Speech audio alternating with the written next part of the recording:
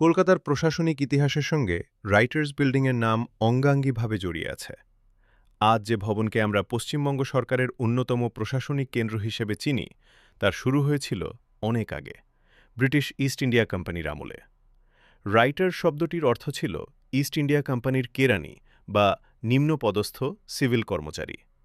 কোম্পানির ব্যবসা ও প্রশাসনিক কাজ পরিচালনার জন্য ইংল্যান্ড থেকে বহু তরুণ কর্মচারী ভারতে আসতেন।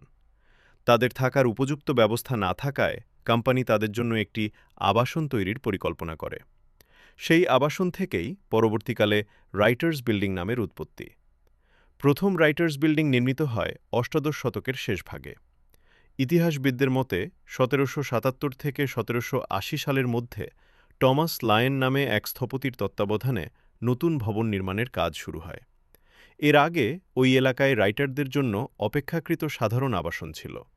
নতুন ভবনটি ছিল সে সময়ের কলকাতার অন্যতম বড় ও উল্লেখযোগ্য স্থাপনা।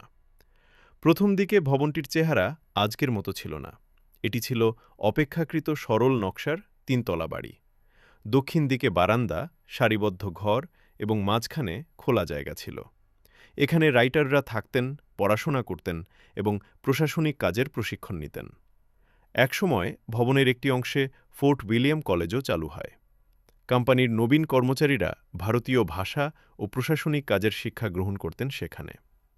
সময়ের সঙ্গে কলকাতা শহরের বিস্তার ঘটে এবং কোম্পানির প্রশাসনিক কাজও বাড়তে থাকে। ফলে রাইটার্স বিল্ডিংয়েরও বিভিন্ন সময়ে সংস্কার ও সম্প্রসারণ করা হয়। ১৭৫৬ সালে নবাব সিরাজউদ্দৌলার আক্রমণে কলকাতার ক্ষতি হওয়ার পর শহরের প্রতিরক্ষা ও প্রশাসনিক কাঠামো নতুন করে গড়ে তোলার কাজ শুরু হয়। পরবর্তী সময়ে ভবনের আয়তন ও ব্যবহার দুটোই বৃদ্ধি পায়।